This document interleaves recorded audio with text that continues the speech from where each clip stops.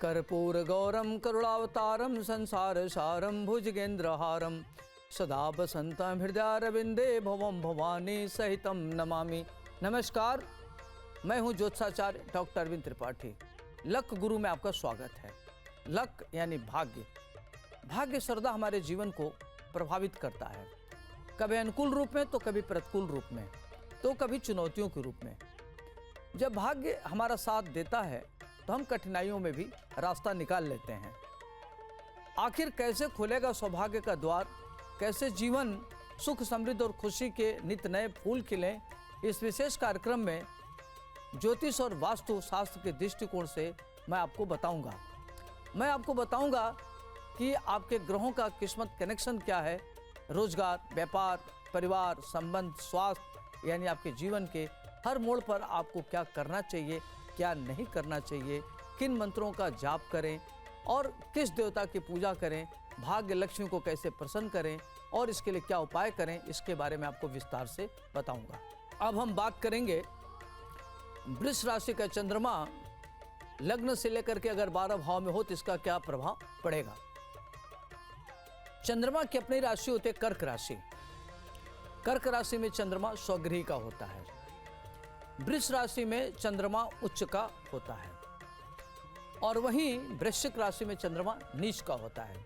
चंद्रमा मन का कारक है। चंद्रमा मनसो जायते। चंद्रमा व्यक्ति के प्रगति करने में उसकी बहुत अहम भूमिका होती है। कहते हैं कि अगर आपकी थॉट प्रोसेस अच्छा है, आपके सोचने की क्षमता अच्छी है, पॉजिटिव सोचते हैं तो आप बहुत अच्छा कर सकते हैं। सोच ही आपको महान बनाता है, सोच ही आपको खराब बनाता है। तो चंद्रमा खासतौर से मन का कारक है। चंद्रमा व्यक्ति की प्रगति में सहायक भी होता है और बाधक भी होता है। तो आइए हम आपको बात करते हैं कि वृष राशि का चंद्रमा अगर लग्न से लेकर 12 घरों में हो तो इसका क्या प्रभाव पड़ेगा। वृष राशि का चंद्रमा लग्न में, लग्न प्रथम भाव, उससे देखा जाता है व्यक्ति का व्यक्तित्व, पूरा व्यक्तित्व देखने में कैसा होगा, व्यक्तित्व आकर्षक होगा, मानी सारी चीजें इससे देखते हैं।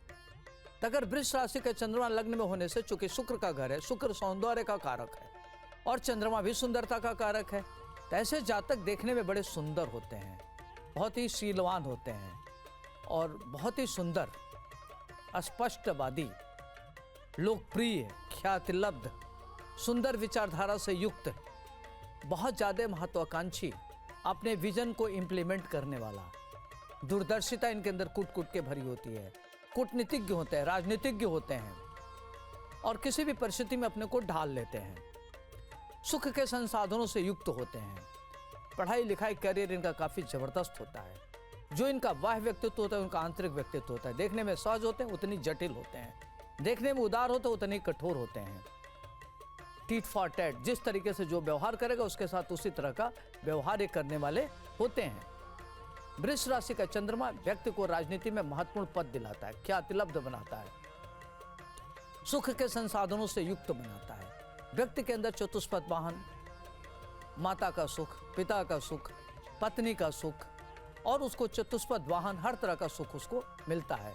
तो वृष राशि का चंद्रमा लग्न में होना जातक को सभी प्रकार के सुख को देने वाला होता है। जातक आध्यात्मिक भी होता है, अध्यात्म में भी उसकी रुचि होती है, ईश्वरवादी भी होता है और समाज में उसका बहुत बड़ा योगदान होता है। ऐसे लोगों को मंत्रिमंडल में बड़े पद पर जाते हुए देखा गया है।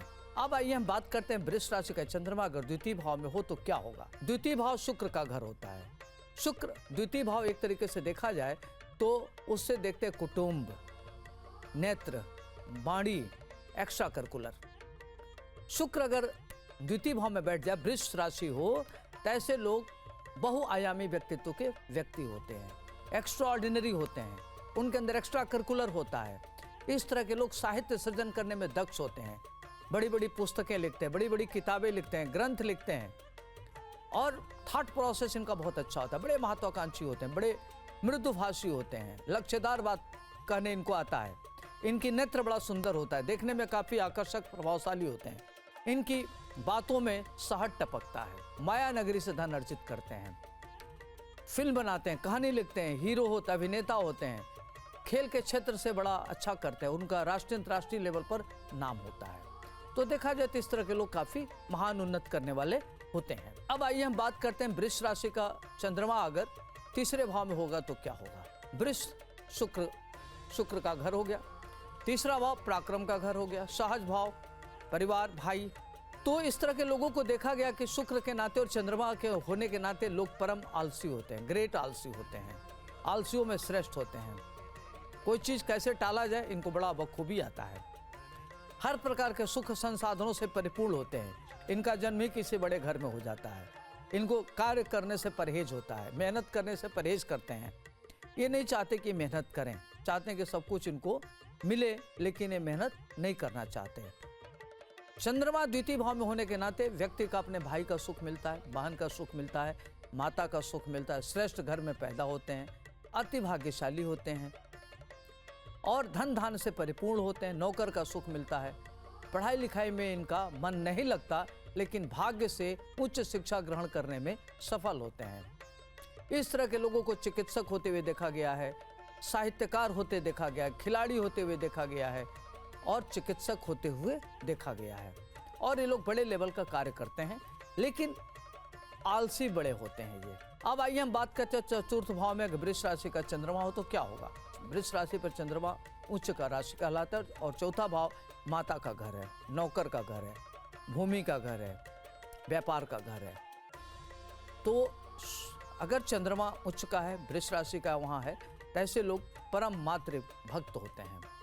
माता का सुख मिलता है, माता के बड़े प्रिय होते हैं, माता के कमजोरी होते हैं, मातृ सुख इनको जबरदस्त मिलता है।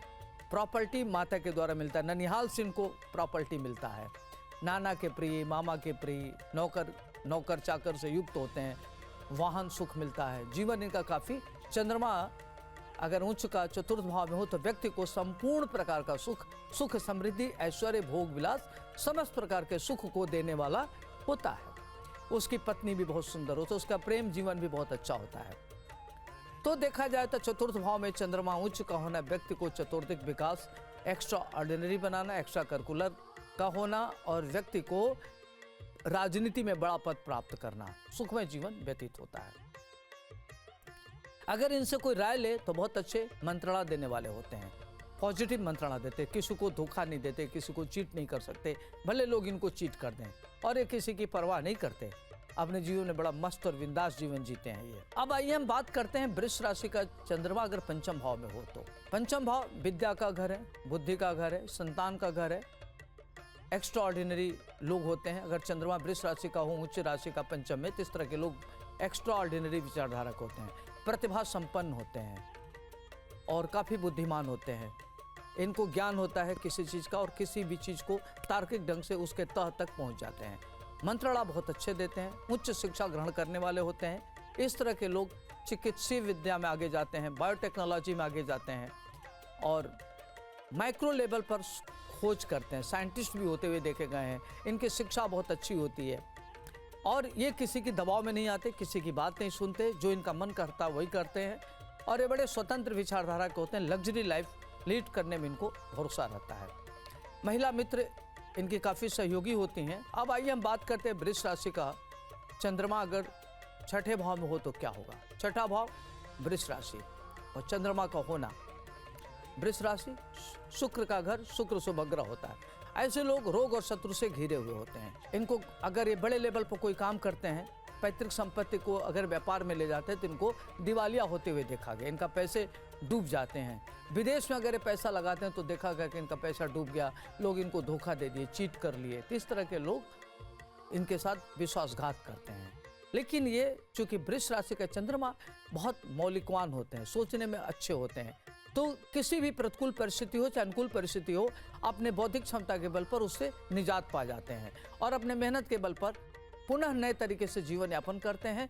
और चाहे संकट हो या सुख हो या दुख हो, ये पुनः एक अपनी नई इतिहास बनाने में सफल होते हैं। अब आइए हम बात करते हैं वृष राशि का चंद्रमा अगर सातवें में हो तो क्या होगा। वृष राशि शुक्र का घर, चंद्रमा शुक्र का घर सातवें भाव में, तो सातवां भाव महिला का कारक हो गया, सुख का कारक हो गया। तो देखा जाए तो ऐसे लोगों की अगर वो पुरुष की कुंडली है तो उसकी पत्नी एक्सट्रीमली ब्यूटीफुल होगी। चंद्रमा भी है, सुंदर, सुशील, विनम्र, विदुषी, इंटेलिजेंट, सरकारी उच्च पद पर आसीन रहने वाली, चिकित्सा के क्षेत्र में रहने वाली।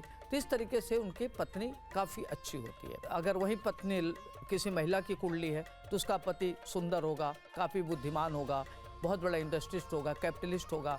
और शुक्र का घर होने के नाते लोगों का जीवन काफ़ी सुख समृद्धि ऐश्वर्य भोग विलास से युक्त इनका जीवन व्यतीत होता है।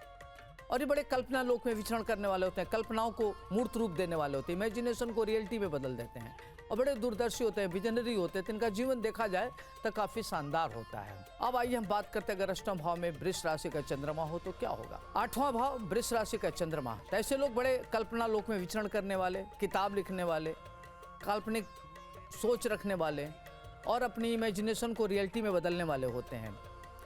और इनके फिल्म बनाते हैं, कहानी लिखते हैं, बड़े अच्छे लेखक होते हैं, बहुत अच्छे साहित्यकार होते हैं, अपने रिश्तों को ठीक से निभाते हैं, किसी के साथ कोई धोखाधड़ी इनको करने नहीं आता। लोग इनको धोखा दे सकते हैं लेकिन ये लोगों को धोखा नहीं देते। लोगों में बड़े लोकप्रिय होते हैं अपने कर्म के द्वारा, सोच के द्वारा। इनकी वाणी बहुत मृदुभाषी होती है, ओरेटर अच्छे होते हैं, डिबेटर अच्छे होते हैं, लेखन क्षमता इनकी बहुत अच्छी होती है, साहित्य सृजन करते हैं, अकल्ट साइंस में इनकी रुचि होती है, किसी भी चीज़ को जानने की क्षमता इनके अंदर अद्भुत होती है। और पत्नी का सुख, बच्चों का सुख इनको मिलते हुए देखा गया। अष्टम में चंद्रमा का होना अष्टमेश दोष नहीं लगता। केवल इनको प्रॉब्लम ये होती है कि जैसे मौसम चेंज हुआ, सर्दी हो गया, जुकाम हो गया, एलर्जी हो गई, इचिंग हो गई, स्किन प्रॉब्लम हो जाती है इनको, इस तरह की प्रॉब्लम इनको रहती है। अब आइए हम बात करते हैं वृष राशि का चंद्रमा अगर 9 भाव में हो तो क्या होगा। वृष राशि का चंद्रमा 9 भाव में, 9 भाव भाग्य का भाव होता है। तो शुक्र के नाते ऐसे लोगों का भाग्योदय 36वें वर्ष में होता है। लेकिन चंद्रमा क्या करता है कि भाग्योदय करने में थोड़ा जल्दी करता है, तो वो 26 से 26 के बीच में भाग्योदय करा देता है। ऐसे लोग चिकित्सा के क्षेत्र में जाते हैं, वैज्ञानिक बनते हैं, बड़े लेवल का खोज करते हैं, अध्यात्म इनकी गहरी रुचि होती है, ये प्रवचन करते हैं, साधु बन जाते हैं, संत होते हैं, अपने वाणी के द्वारा लोगों को प्रभावित करते हैं, बहुत अच्छे प्रवचन करता होते हैं। इन लोगों को मंडलाधीश होते हुए देखा गया है, मंडलाधिकारी होते हैं, राजनीति में बड़ा पद प्राप्त करते हैं, मंत्री बनते हैं, गवर्नर बनते हैं और ऐसे लोगों को प्रेसिडेंट इत्यादि बनते हुए देखा गया है। किताबें बहुत अच्छी लिखते हैं, इनको इंट्यूशन बहुत अच्छा होता है, अध्यात्म इनकी गहरी रुचि होती है और किसी पर ये ब्लाइंड ट्रस्ट करते हैं। धोखा खाने की प्रवृत्ति है, धोखा देने की प्रवृत्ति इनकी नहीं है और अति भाग्यशाली होते हैं। ये सुख समृद्धि से जीवन इनका काफ़ी अच्छा होता है, सुख समृद्धि से युक्त होता है, ऐश्वर्य इनके जीवन में काफ़ी जबरदस्त देखने को मिलता है। अगर वृष राशि का चंद्रमा 10वें भाव में हो तो क्या होगा। 10वां भाव कर्म का भाव है, आपका कर्म क्षेत्र है, जनता का घर है।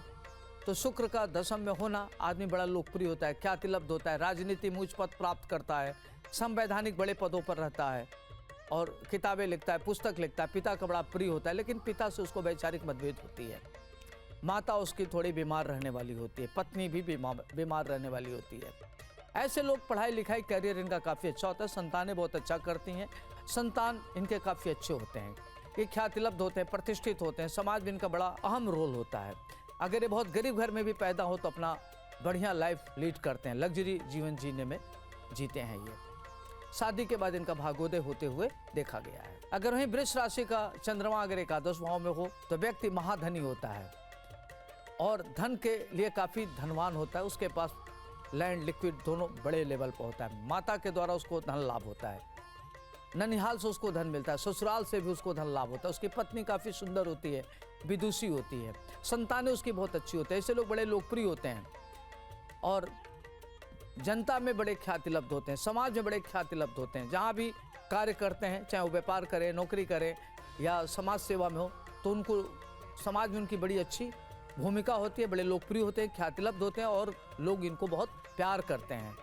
महिलाओं के भी बड़े प्रिय होते हैं। वहीं वृष राशि का चंद्रमा अगर 12 भाव में हो तो व्यक्ति देश विदेश की यात्रा करने वाला होता है, बहुत ही खर्चीला होता है, महिलाओं का अति प्रिय होता है, महिलाओं के द्वारा आगे बढ़ता है, उसके जीवन को आगे बढ़ाने में किसी श्रेष्ठ महिला का बहुत बड़ा योगदान होता है। दाम्पत्य जीवन अच्छा होता है, व्यक्ति विदेश में रहने वाला होता है, अंतर्राष्ट्रीय स्तर का ख्यातिलब्ध होता है, पुस्तक लिखने वाला होता है, ग्रंथकार अच्छा होता है, बढ़िया भाषण देता है, प्रवचनकर्ता अच्छा होता है, अपनी योजनाओं के लिए थिंक टैंक के रूप में जाना जाता है, थिंक टैंक उसकी बहुत अच्छी होती है और अपने थिंक टैंक के द्वारा, अपनी बौद्धिक क्षमता के द्वारा उसकी एक समाज में अलग पहचान होती है और अपने इंटेलेक्चुअल क्षमता से धन अर्जित करता है। लेकिन धन उसका बहुत ज़्यादा खर्च होता है, आय से ज़्यादा व्यय होने से उसका मन उद्विग्न होता है, चिंतित रहता है, उसको पेट की समस्या होती है, ओवर ईटिंग की समस्या होती है, नेत्र की समस्या होती है, देखा गया कि ऐसे लोग बहुत ज़्यादा किसी ब्लाइंड ट्रस्ट करते हैं तो उनके साथ धोखाधड़ी बहुत ज़्यादा होता है। तो खास तौर से ऐसे लोगों को सचेत रहना चाहिए। तो वृष राशि का चंद्रमा लग्न से लेकर 12वें घर में इसका क्या प्रभाव पड़ेगा मैंने आपको विस्तार से बताया। अगर आपको चंद्रमा के नाते एकाग्रता का भाव है, आपकी सोच ठीक नहीं है, निगेटिव थॉट में जा रहे हैं, आपको माता से या पत्नी से कष्ट है, आपकी बात कोई समझता नहीं है, तो आप क्या करें, भगवान शिव की आराधना करिए, ओम नमः शिवाय मंत्र का जप करिए, ओम सोम सोमाय नमः इस मंत्र का जप करिए। भगवान शिव को सोमवार के दिन बेलपत्र, दूध और गंगा जल मिला करके जलाभिषेक करिए। माता की बात को सुने, माता का सम्मान करें, पत्नी से वाद विवाद न करें। अगर आपकी छोटी या बड़ी बहन है तो उसका सम्मान करिए, महिला का सम्मान करिए, किसी का अनादर मत करिए। तो ये छोटे छोटे उपाय करके, और आपको तनाव लगता है तो आप मोती धारण कर सकते हैं, तो आपके लिए ठीक रहेगा। तो इस तरीके से आप छोटे छोटे उपाय करके अपने जीवन को शानदार कर सकते हैं। आज के लिए इतना ही, मुझे दीजिए इजाज़त। आपका दिन शुभ हो, मंगलमय हो। नमस्कार।